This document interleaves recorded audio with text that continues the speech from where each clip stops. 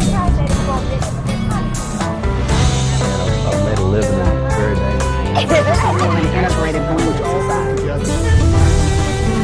Dianne Andrews in black and white. Hi, this is Ellen, and I'm here to talk about Fiji's Totes.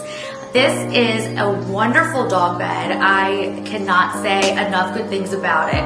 And the crazy thing is that it's just a dog bed, but it's so much more than that. As you can see, my dog Bailey is perfectly comfortable and happy.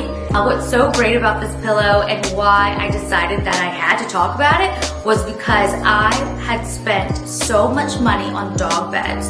Every month I was buying a new dog bed, $50, $60. The next month, another one because it would get stinky and I couldn't clean it. And finally when I met, well, I'd already known Miss Dianne, but when she told me about her dog pillows and how great they were, I was like, I need to get one. You just throw it in, wash it, and then let it air dry, and it's perfect. You can vacuum it in between, and it's just amazing. I can't say enough good things. We've got 27 color combinations. We've got purple and gold, we've got blue and gold, we've got black and gold. We've got all the color combinations for Louisiana and most places. Welcome to Dianne Andrews in Black and White. I'm your host, Dianne Andrews. Thanks for joining us today, whether you're watching us on TV on Cox 13 at 3 p.m. on Sundays here in Baton Rouge and surrounding areas, whether you're watching us on YouTube or whether you're watching us on social media. We welcome you to our audience here. We do shows that are international, national, statewide, that affect states or local. Everything international affects people locally. Today we're going to be talking to a young lady who her formative years were spent in Venezuela. She is an American from Oklahoma, but her father worked for Sinclair Oil.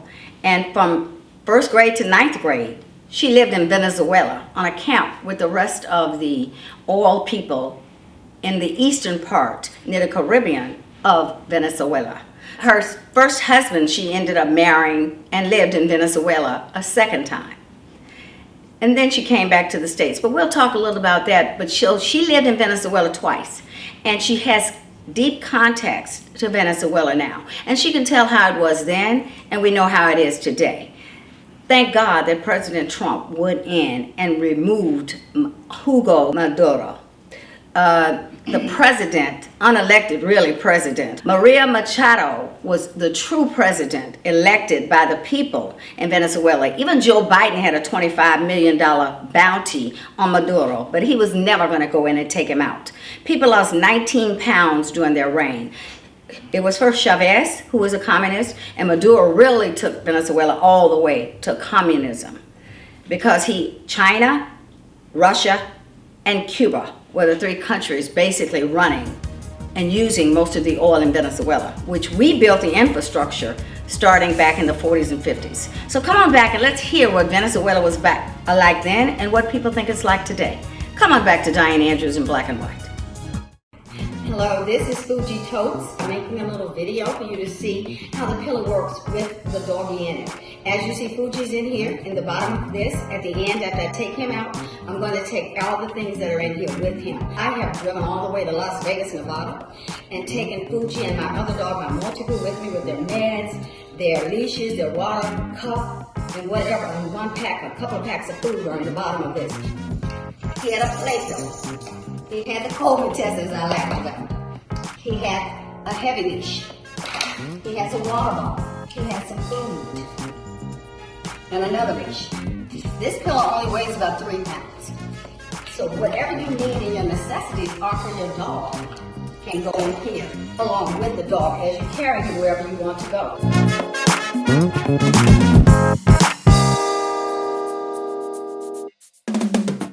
Welcome back to Dianne Andrews in Black and White, and I'm sitting with Marilyn Crake, and she lived in Venezuela 2 times in her lifetime. Now she's a resident of Baton Rouge, Louisiana. Thanks for being with me, Marilyn. Marilyn's a very good friend of mine. She was at my New Year's party, and we had a blast, didn't we? And we had fun at that party. It was good. Yeah, it was a lot of good people there.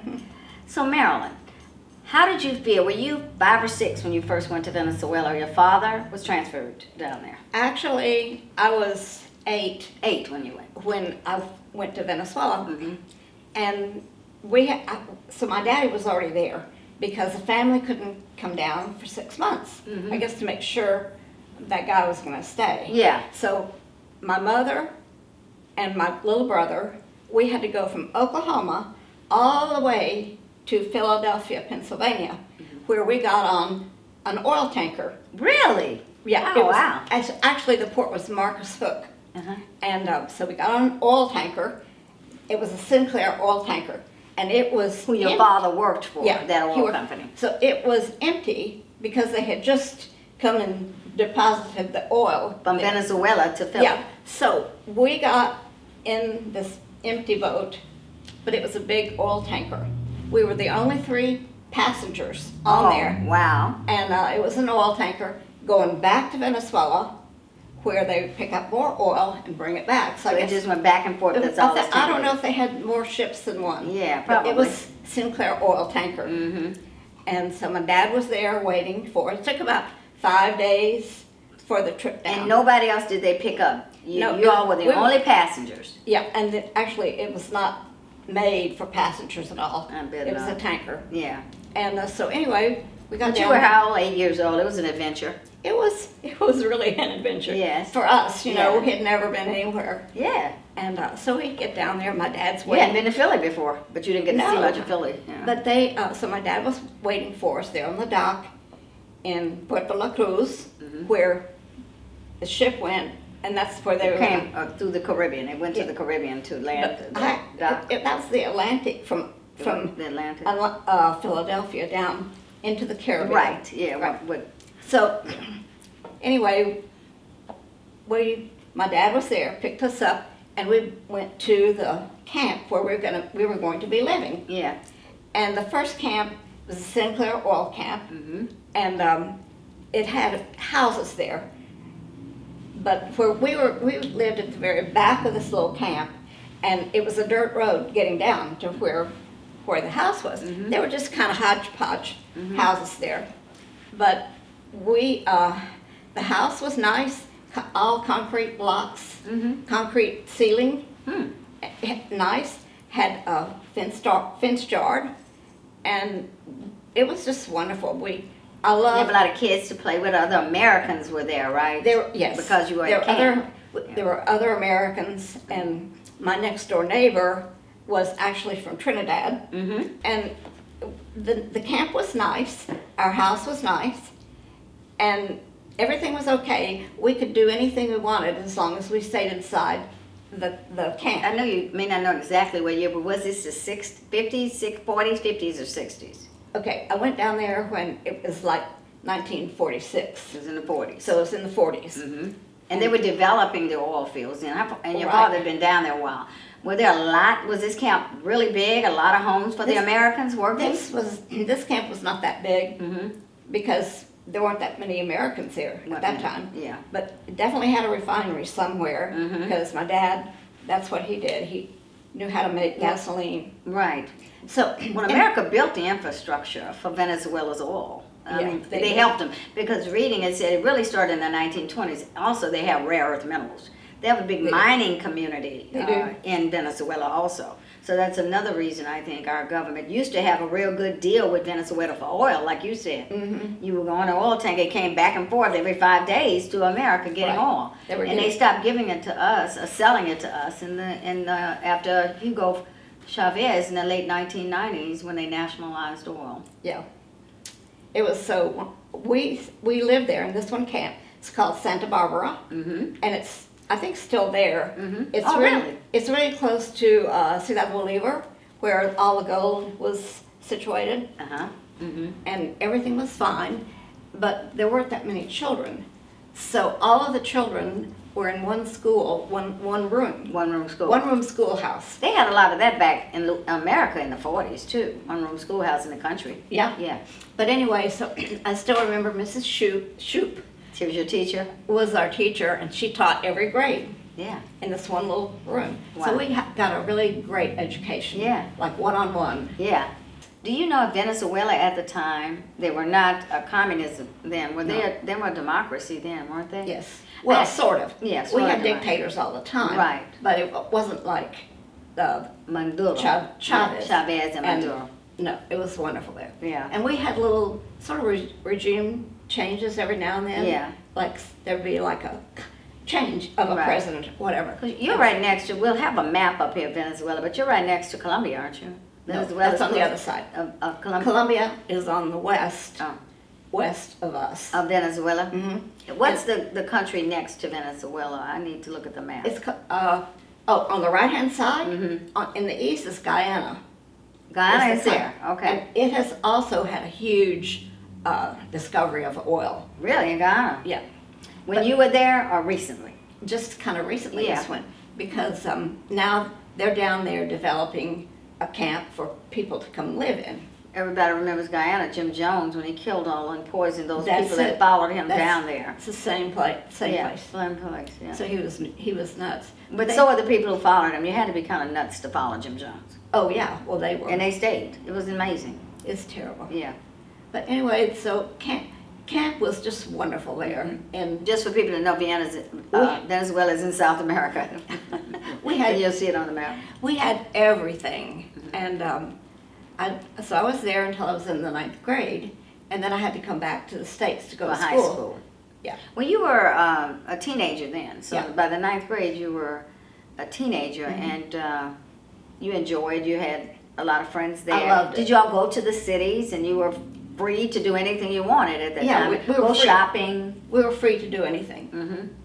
but we just it was such an enjoyable Childhood. life. It was Yeah. ideal, Mhm. I think, and we could do anything we wanted as long as we could ride our bikes everywhere. Uh-huh. But the only thing, we just couldn't go out. The fence. The fence. Mm-hmm. But we didn't feel But you confined. could, your family could go out shopping. Oh, yeah, yeah. And it was not captive, it was just they Yeah. fenced that area. No, Yeah. we were totally free to do anything we wanted to. Mhm. So And after, the teachers were nice, so they had American schools inside the camp. That one-room schoolhouse was inside the camp. yes, Mhm. but in San Tome where we lived, Mhm. they had more kids. So then they had a teacher for each class, Okay. American teachers. Right. So we were completely educated by Americans, Mhm. even though we lived there. But most people spoke Spanish in Venezuela as their native language, I think. Well, they Spanish, do, except we were pretty much isolated From them. inside the camp. yeah. Right. But I learned to speak Spanish pretty well. That was good. I would like to learn how to speak Spanish. Yeah, it's an easy language. Yeah, I've been You trying would to like text people in Spanish. Friends of mine who know Spanish. Yeah. So anyway, then, well, I also went to college in the States. You came back to Oklahoma and went to college? Or I went to here? college in Columbia, Missouri, Stevens Missouri. College. Yeah. Mhm. So Did you miss Colombia when you left? Did you feel Venezuela, Yeah, you felt it was more your home than America at that time, right? Because Oh, you were yeah. in ninth grade. because I had not Did been you- living in the United States since I was 8 years old. Right. So I felt like Venezuela was my home. And you liked it. I love it. I love the people. They're good people. Mhm. They're not like the Tren de Aragua people Yeah. used to. That's- Tren de Agua, the gangs that are Yeah, killing that- people. no. That they let all them out of the jails to push them over They the did. border under Joe Biden. And But they were I never killing s- people. I never saw anything like that when I was there. We didn't have. But they were Drugs. probably in big cities too, Caracas and Yeah, cities they like would. that. They did. gangs. They would all gravitate to the big city where they thought they could find work, Right. and that's why they have a lot of issues in Caracas. Mhm. People would come in, and if they didn't find work, they were just kind Yeah. of up a. In the 90s, a girlfriend of mine, before they shut down the airline, she used to fly into Caracas. I bet She used she to get liked her shoes made there. Yes. Just like you go to China and get your shoes made, That's right. Hong Kong and places like that. She got all her shoes, leather goods and Mhm. reptiles made in Oh, yeah. Caracas, Venezuela. Yeah. It was just like Havana, Cuba was a beautiful, bustling I know. It was party city. And Caracas was supposed to be that way too. And these communists come in and they just destroy Awful. the freedom of the people. It's terrible. Right. So, anyway, So what did you see when you went back? How old were you when you went back to when you were married and you went back the second time? I was, I think, 18. You married him at 18? 18 when I was married. Okay, so you left, you were gone for 9 years Mhm. and you went back, you were still young. You were a teenager But I came back every summer to America. and stayed in, and I stayed in Venezuela every summer because I had Oh. vacation, Yeah. and it was wonderful. But Did you stay on the camp? You were still staying on the camp? I was staying in the camp, yeah, Mhm. in the Santa camp. Now, your mother, how long was she in Venezuela? My mother, Mhm. oh, a long time. Mhm. I can't remember when she came back. They kept saying they were gonna stay for 1-2 year contract. Yeah. And then they said, no, we'll stay for a little more. And then they finally said, we'll stay until Marilyn has to go to school in the States. Well, And then you came back and they stayed. I came back by myself. They didn't want to leave Venezuela. Well, it was a nice life. Yeah. And everybody made a lot of money. Right. It was just really a nice. And you had, everybody there had the same friends, and you had the same goals in mind because everybody worked in the oil industry. That's right. You were building Venezuela's oil industry, and that's part of the problem now. We're trying to get some of our larger firms to go back to Venezuela. $5 billion was lost by Exxon down there when they nationalized They're oil. not. I don't think Exxon's. I don't know if they're going to come back or not because I don't either. when they decided, the government decided to nationalize the oil fields, Right. They confiscated everything. They confiscated all the infrastructure, Yes. the oil wells. And they destroyed it because they didn't use it. It probably rusted, a lot of it. Here's the thing: when all the Americans left and the English engineers, Mhm. they didn't really have anybody knowledgeable enough Right. to maintain all the equipment, Right. the pumping stations, everything. So that's when Venezuela got so bad Yeah. because the people they had in there that were trying to replace the engineers, Americans, yeah. the American engineers, they were basically friends of whoever was in power. Right. Or- and that would change every 3 or 4 years. Yeah, and they didn't know anything. They didn't know how to run Right. an oil field. So that's when everything got so bad, is after, Why did they want America out back then? That was before they were communist. well, I think probably they wanted more money from the oil Mm-hmm. than what they had been giving. Yeah. I'm not too sure what the What the percentage political- was, but they did it for monetary reasons. Mm-hmm. Venezuelans felt that they should get more money from the oil. Mm-hmm. So once they didn't get any, because Then you have They- people starving they and the come- oil fields basically closed down and you it was, only got, 40% of them left of what they were. it was terrible. And it still is. It still is. Now, you saw that the Secretary of Commerce and the two secretaries were in Venezuela Wicker. last week. Wicker. It was Commerce, it was Doug Bokrum, and Chris Wright is Secretary of Energy. Yeah. And then Secretary of Interior is Doug Bangham. He used to be governor on one of the western Okay, states. yeah. But Well- he's very rich. He's a billionaire himself. So they signed they signed an agreement with Shell Oil Right. and the other Chevron, which Chevron It's already there. was there. So they've signed an agreement to go in and build back the infrastructure. Right, Because they're going to have to redo the whole country. right. And also any kind of housing. Mhm. They're going to have to figure out how to house the people that Mhm. come down Mhm. that do all of this. Now, Trump had a meeting about a month and a half ago with a lot of the oil companies, and a lot of the smaller ones wanted to go in too.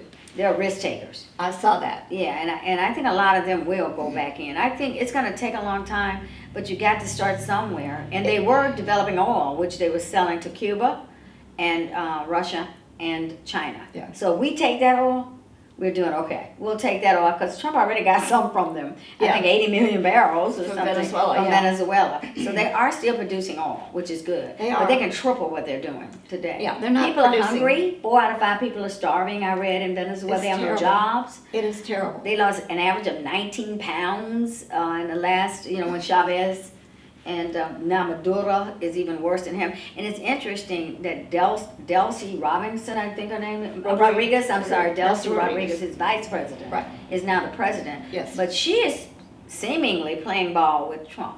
Supposedly. Yeah, because she said it's a good thing and we'll have negotiations better with this country. Well, when you're pushed to the wall, and she was with Maduro, but do we know if she really agreed with him? You couldn't say anything. No. And what's her name? Maria. Maria Corina Machado. Machado. Maria. Yes, she won the Nobel Peace Prize, and she gave it to Donald Trump because she said he deserved it. She was because he had bought more elected. she was the elected one. Yeah. And even in Trump's first term, there was a man elected. Maduro, Juan somebody. Juan Guaido is And he was elected right. also. And they kicked him out of the country. Well, he couldn't go. They were trying to kill him all the time. Right. They wouldn't like let Trump. him. Like they tried to kill Trump. Iran. No wonder Trump wants to get Iran. They tried to kill him 3 times already, and they still continue to try. I did a show about 6-7 years ago with a guy. Iran and Iraq played basketball. They had basketball teams, professional. And he spent 7 years in Tehran, in Iran.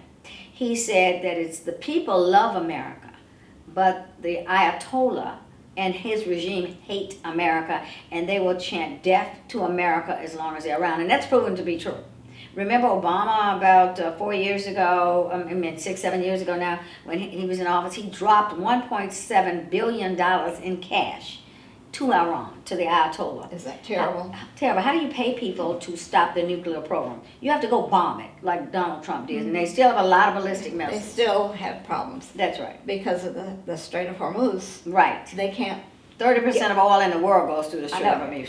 So they're either going to have to figure out another way to get the oil, or they're trying to blow it up, but they haven't been able to. Trump said if you blow the Strait of Hormuz up, they've blown up 16 ships with mines on them.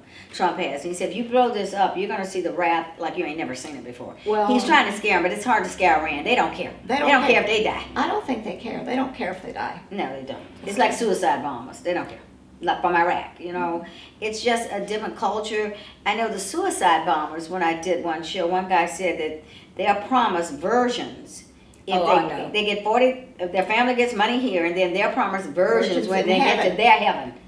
And that's why they don't mind dying, because they're living in hell anyway. I know. Just like I mentioned on another show, General Honoré said his daddy told him, be happy to have work. These people don't have work. They don't have anything to do. They can't make extra money. When I did the show with the Cuban, who was a freedom fighter who escaped from Cuba to come to America, and he said America's the best place in the world. There's nothing like America anywhere in the world. I've traveled all over, and there's nothing like America. People may hate it. The worst poverty here is nothing like some other places. Go to Haiti. Go to Port-au-Prince, where the sewer is going through the streets. I've been there. I helped build a school in Port-au-Prince. And I looked at it. I didn't go. I just gave them money. I couldn't go. It is horrible in Haiti. Like Michael saying, he said, you know, they practice all that demon, devil worshiping over there. It's terrible. Well, I was there when probably I was 12 years old. You were in Haiti? Haiti. That was before it was really, really bad. Yeah. It was still bad. Yeah, it was bad then too. But the country was beautiful. I learned how to scuba dive there. Oh, really? Because you're a great swimmer. Yeah. Yeah, you're a great swimmer. I know this is a tragic situation, but your husband from Venezuela, you all had a plane crash, right? And you were able to swim away, but he ended up passing in the water, but his body came up, you told me. Yeah. So he and another person. Yeah, he wasn't able to swim away. I don't know. You left 4 days after that, Venezuela, right? 4 months, 4 days? No, well, when that accident happened. It was an actual plane crash into the water. It was a crash in the water. But it was a ditch. We had run out of gasoline. It was a pretty much... Who was flying the plane? Your husband? My husband. But he didn't notice that the gas was getting low? He couldn't land. It was a terrible, terrible storm. We couldn't get down through the clouds. Yeah. And at one point... And it was what, 10-seater, 6-seater, small plane? Yeah, it was, five. Oh, yeah. Cessna 206. Yeah, one small engine. plane. One engine, wow. And, but there were 5 of us in there. And so 3 of us... swam away. Would live, yeah. There was like some fishermen that were there, saw the plane crash. Yeah. So they kind of putted over as close as they could get to us. Mm-hmm. So they are the ones that picked us up. Oh, they picked you up in that fishing boat? That fishing boat. Yeah. Then we had to walk over to where the land was, and it was like sheer mountains coming up out of the water. Really? But so we had to walk maybe, half a mile. Yeah. To get to where the little town was. Yeah. Where they put us in a car and took us. Wow. They took me to... hospital? Or? No, I was okay. Yeah. To the Trinidad Hilton. And the other 2 guys, both of them had either wives or people waiting for them there, so they went to their house. Okay. But they had to go and testify about what happened. Right, in And the then- plane crash. Oh, Yeah. it was kind of bad. It was It was- terrible. it It was was a terrible ter- thing. It was terrible. So you left, you came back, and you came to Baton Rouge because you had a daughter for your first I husband. had a daughter. Yeah. And she had, Teresa, right? Is Teresa. I heard you talk about it. yeah, and she had we had cousins here. Mm-hmm. So she wanted to come back here and live in Baton Rouge, so that's Yeah. what we did. Yeah. And you never moved back to Venezuela, but you went a lot. What are your friends down there saying now? They're happy that Trump came in. Oh, yeah. We took Maduro out. Right, but they're still apprehensive about what's going to happen next. Right. And I am too. Right. Because I think Delcy Rodriguez, Yes. she was in that whole group Right. that were, But she knows who has the power. If they took him away, they can take her away too. That's what Trump can take her too. But- I mean, it was amazing what they did It's when they amazing. got Maduro. They went in there, took the man out of his own safe it was haven. a secure haven. Yeah, supposed to be. And we go in there in the dark of night. I'm going to tell you, I am so, thank you, military. We have the best military in the world. How do you do these things? We go into Iran and we bomb under the ground and destroy most of their nuclear program, and nobody ever knew. They were so smart. What Trump and them did, they sent bombers one way, and they sent the others toward Iran. Nobody knew they were coming in the dark of night. And that's why people want Trump to answer questions. You can't answer questions. You can't tell what you're going to do. And people don't give him credit. Iran has wanted to blow us off the map, and when they get the nuclear bomb, we will be gone. That's right. And now they have ballistic missiles that almost reach here, because they've been bombing Israel for a long time. And they're still, now they're attacking their neighboring countries, like They're- Bahrain. and Dubai. They went Dubai. to Kuwait, Dubai. They're getting into that, and they don't like bombing because they are beautiful places, and they do not want to be bombed. We will see you all later, and this is the Venezuelan flag. Thank you for my gift. It has 7 stars. The 7 stars Yeah. are for the 7 provinces in Venezuela. Which are states. Provinces in other countries are states. Okay, so the gold is for all the wealth, symbolizes all the wealth in Venezuela. The blue symbolizes the ocean, and the red symbolizes the bloodshed. Thank you for my flag. And you all keep on watching Dianne Andrews in Black and White. And just remember, there's nothing wrong with disagreeing, but agree to disagree. And do it civilly with people that you have different opinions about. Come back next week, and God bless and take care of you. Bye-bye.